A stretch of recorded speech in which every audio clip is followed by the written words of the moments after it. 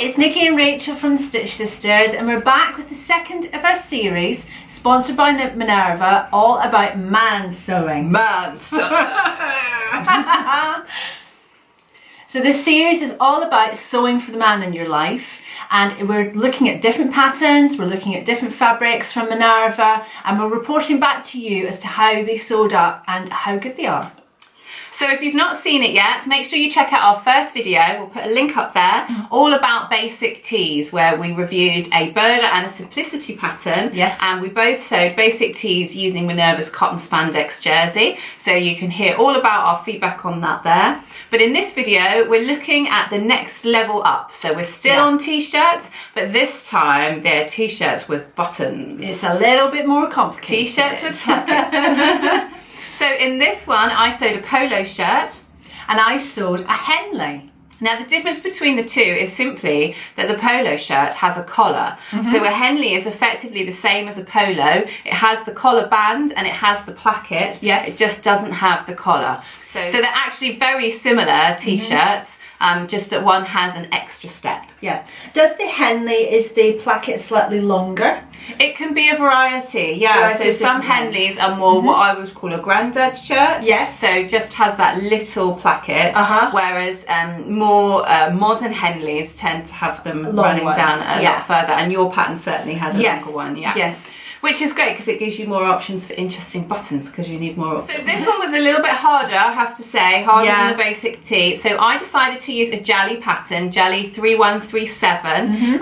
It's a men's and boys polo shirt, and it has a lot of different variations on it that you can decide to use or not. I decided to keep mine as simple as possible. So the epaulettes that it has on the shoulder, the patch pocket, all of that stuff, I decided to leave off. Okay. Mainly because my husband has a polo shirt already that he loves. It's quite old now and he'd love to replace it, and that doesn't have any of those things. So I thought that I would try and keep it as true to the one that he wants to replace as possible. I chose a rib jersey from Minerva for this, and it was probably a bit of a mistake. I loved the retro red, blue and white stripe on it, and I knew that my husband would love it too because it's very much his style, that sort of 70s retro vibe. So I really loved the fabric. It's just that ribs stretch an awful lot, a lot more than normal jerseys. They're the opposite of stable jerseys. So when you need to add a placket and you need to add a collar and a collar band and buttonholes and lots of fiddly details, they're not the best choice. It turned out all right, and he does love it, but I could have made life a hell of a lot easier for myself if I had gone for a more stable jersey. So bear that in mind. The cotton spandex that we used for the basic tees would have been perfect. It would have been just the right weight, and it would have made life a lot easier. Yes. So he loves it, but I have to say it's not perfect. No. Now, one thing that I did find with the pattern, which could be a potential fault, but it might also just be that the rib neckline had stretched out slightly, is that the collar band seems to be too small for the neckline.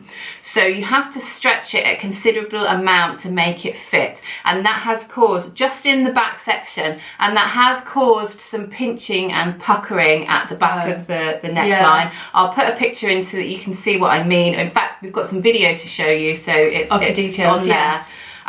So I think that what I'd do in future is I'd sew up another one in a more stable jersey and see if I still had the same problem. If I did, then the collar band would need to be made a little bit longer. I would estimate it's probably only about ½ an inch that it would need to be longer. So it would just stop those pinches. It would just stop it pinching. Yes.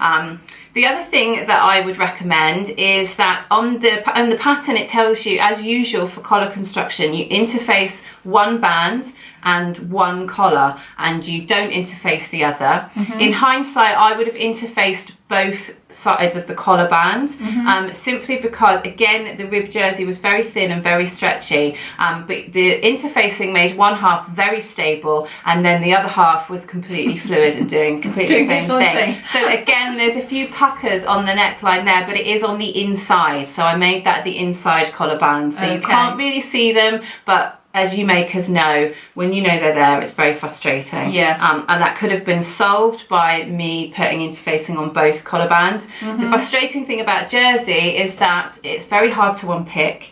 and it can leave permanent marks, and so it's one of those things where you have to make a judgment call about whether it bothers you enough that you want to unpick it and do it again. I find with jersey I tend to damage the fabric by unpicking it because I tend to pull at the fabric, so I think if you can't see it, it's not worth you doing it. And also learn from that and for the future to make another one. Yes, it's good to know. Also, because Minerva were being very generous supplying all of the fabric for this whole series of menswear vlogs, we only asked for exactly the amount that we needed, which just means that there isn't a lot of room for error. So if you do make a mistake, you don't necessarily have extra fabric to be able to cut. But my husband didn't even notice. I did the usual thing that I always do and go, oh, it's great except for that bit, and that was the first he noticed. So if I hadn't have pointed it out to him, he wouldn't have known. As for the pattern itself, I would say this is my first Jally pattern. So I can't speak for Jally patterns in general, but the instructions are fairly minimal.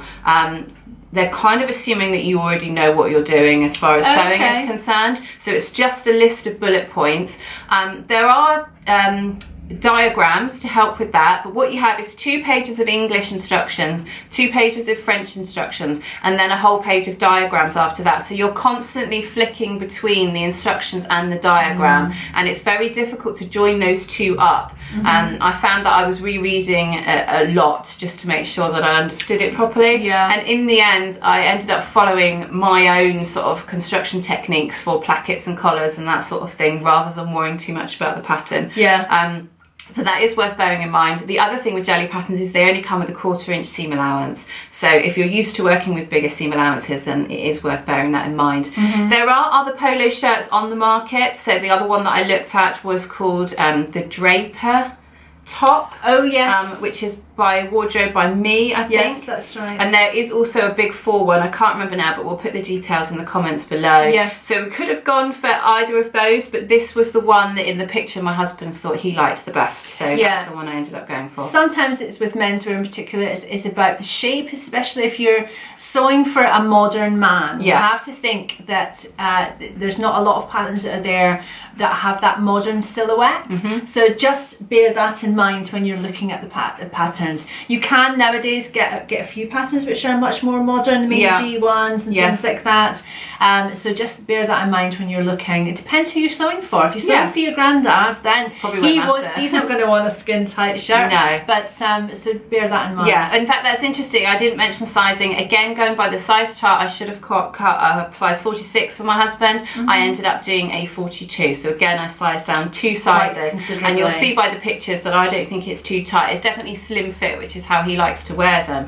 But definitely not too tight. So the thing I'm finding so far is that menswear does come up bigger, like a lot of the big 4 patterns do for women as well. I think you can always afford to go down 1, if not 2 sizes. And I did the same. I'm afraid I went with this exact same pattern again. So this Mimi G one that we did in the last pattern video, but I went for this Henley one here because I thought it was a nice shape. My husband, he likes that sort of round collar, round neckline. He doesn't particularly wear anything with too many collars on it, that kind of thing, so he likes it quite clean. So I did that for him. And you liked the longer placket on it as well. I liked the longer placket. So we were saying before about some modern ones being a bit longer. That is definitely a longer one. I didn't want it to look like an undershirt or an underwear or anything. Like long johns.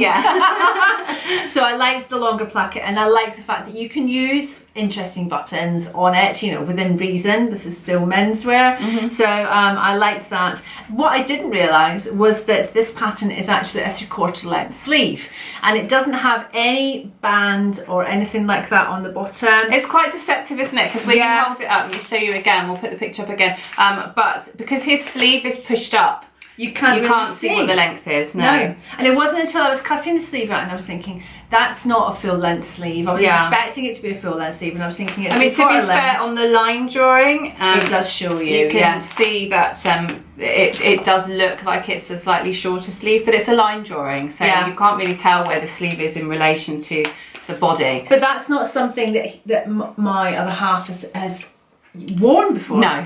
So he either has long sleeves or he has short sleeves. There's never anything in between. So he just said, I said, I can change it if you want. I could put something on it. I could change it to short sleeves.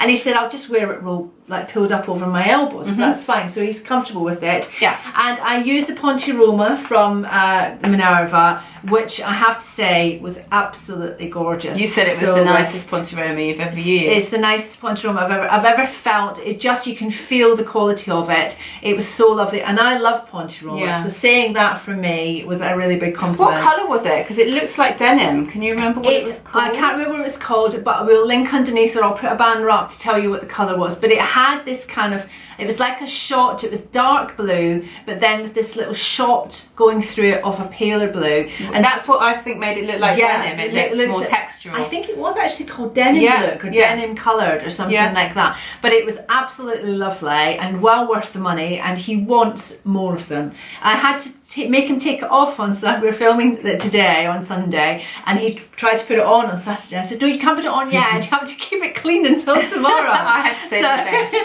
So he's desperate to wear it, and they've both gone off wearing them today, haven't they? Yeah. And he said, I really like this one. I would want you to make more of them. And the only thing that the placket was a little bit tricky, so Rachel gave me a little bit of placket assistance with that one. Placket assistance. Woo, get you a badge. Placket assistance. But once you've done a couple, you would get into you would know how to do them. But the thing that I noticed when I did it was I used the overlocker as well as the machine, so I was jumping between the two, because obviously with the placket you need, and there's a bit of top stitching on this, you can't do that on the overlocker, so I was doing it on the machine. I did the collar, or the little stand of the collar, with the overlocker, and I wish I'd done it with the machine. Yeah. Because what happens is it comes to a point before it's coming down to the placket, and I notice the little lines of overlock stitching, which I can't really sew down. They're too close to the edge. I've already top stitched it, and they're just kind of in the way. They're just kind of there. So I would think I would rather even if I just stitched that first 3 or 4 inches with the machine and then overlock the rest. So that bit was a bit tricky. It was the other tricky thing, which is not anything to do with Mansewing or to do with the fabric, is just sewing buttonholes on jersey, any kind of jersey. It's just a nightmare. I've got a very temperamental machine. She just wants to make quilts. She's very unhappy that I'm doing sewing for clothes now. She doesn't like any kind of stretch fabric. And what I find, when you actually put the buttonholes on, because it's already attached and you've got a big bit of bulk at the bottom where the two bits of the placket meet. So my machine foot was jamming up against the bulk of the actual top, and it wasn't sewing the buttons very well. So I wonder if it might be useful to even just do that bottom buttonhole before you actually attach it. Well, there's no reason why you couldn't do all of your buttonholes before you attach it. You would just have to be pretty confident about your sewing to make sure that when you attached it, it ended up in the right place. Straight. That's straight. But there's no reason why you couldn't do buttonholes when it's just a little placket and then attach it afterwards. That could work. I just think someone needs to invent a better buttonhole foot. Well, I often find, and it's worth knowing, it's a little tip that I often find, is that if you are doing buttonholes on an automatic machine, so if it's a one-step buttonhole, then depending on the fabric, depending on the thickness, depending on how much traction it's able to get between the feed dogs and the underside of the buttonhole foot, I find that I have to help it through. I have to drag it through, and I have to make sure I push it and pull it until it hits the markers. Otherwise, it just sort of ends up stitching in the same place and gets tangled up. Doing that a lot. So don't be afraid to do that. Obviously, you can't push it any further than your buttonhole guide is, so you don't have to worry about sort of making the buttonhole too long. It's just that sometimes you need to give it a little bit of help to move forward and to come back. Usually side to side it seems to be fine, but it's just forward and backwards. It sometimes needs a little push or pull. So I think other than that, I love this pattern. I may well draft a long sleeved. Oh, yeah, just extend it, just for the winter, because if he loves this, I'll make him a couple. I may even make him a couple of short sleeved ones. And I may make some long sleeved ones with maybe a cuff on the end or something like that, because I think that would be really nice, and he would wear them a lot. I think it'd be interesting for us both to make up. I mean, again, my husband loves his, so I will definitely want to make more. But what I would love to do is to make make the polo shirt in a more staple jersey. And I think it would also be interesting for you to sew up your Henley in a lighter jersey, so you don't Yes. have the bulk that you get from the Ponte Roma with the packet and everything else. Yeah. So we'll do that, and we'll make sure we report back to you. Yeah. But overall, it was a big thumbs up from both of our husbands for this one. Definitely. We really are enjoying this man sewing. Yes. We're enjoying being able to make our men look so good. Yes. Not to say that they don't usually. No, but they were getting then some appreciation yes, for the sewing. and to take some pride in that, us having had a part of that. So we definitely recommend taking it up if anybody has been thinking about it. It's also different. I think it's quite technical in a way. So we're starting off with the basics and we're working up to the more complicated stuff. But if you've sewn a t-shirt for yourself, you can sew a t-shirt for your husband. And what I'm looking forward to the shirts. I'm looking forward to the trousers as well. I get a lot of joy from putting a waistband on. Yeah, I love shirts. I love all the steps collars. and shirts and stuff. So it's something to really test your skills as well. So don't be afraid. It's just sewing in the end of the day. But you know, you can make some great stuff for the man in your life. Yes, you can, definitely. This was part 2. Part 3 coming up next week. We are sticking with jerseys. Yes. And this time we're upgrading to jumpers and sweatshirts. Yes. So I'm going to be making my husband a basic sweatshirt, raglan sweatshirt. And I'm doing a hoodie. So we'll be back very soon with those, and we hope you're enjoying the series. If you are, please do give us a thumbs up, make sure you subscribe and give us a comment below and let us know what you think. Lovely. See you soon, guys. Bye. Bye.